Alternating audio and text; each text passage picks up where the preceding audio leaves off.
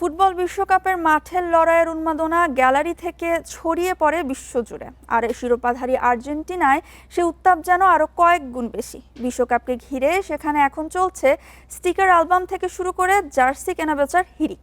তবে এই উন্মাদনার মধ্যে সামনে এসেছে সংকট, নকল পণ্যের বিস্তার আর স্থানীয় ব্যবসায়ীদের উদ্বেগের চিত্র। আর মাত্র কয়েকদিন বাকি 2026 সালের ফিফা বিশ্বকাপ শুরু হতে, আর বিশ্বজুড়ে প্রতিবারই এই আয়োজন ঘিরে মানুষের মধ্যে বাড়ে এক অন্যরকম উন্মাদনা। তার ব্যতিক্রম নয় আর্জেন্টিনাও। ফুটবল বিশ্বকাপের পানিনি স্টিকার অ্যালবাম সংগ্রহ করতে সীমান্ত পেরিয়ে চিলিতে ছুটছেন অসংখ্য আর্জেন্টাইন।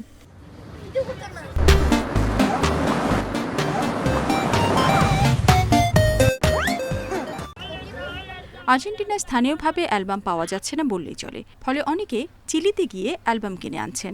গতবারের বিশ্ব চ্যাম্পিয়ন দেশ হওয়ায় আর্জেন্টিনায় এই অ্যালবামের চাহিদা বেড়েছে অনেকটাই। আমরা এখানে অ্যালবাম কিনতে আসি দামের পার্থক্যের কারণে। আর্জেন্টিনায় এর দাম 8 থেকে 10,000 আর্জেন্টাইন পেসো। সেখানে নকল অ্যালবাম আসছে এবং বিক্রিও হচ্ছে।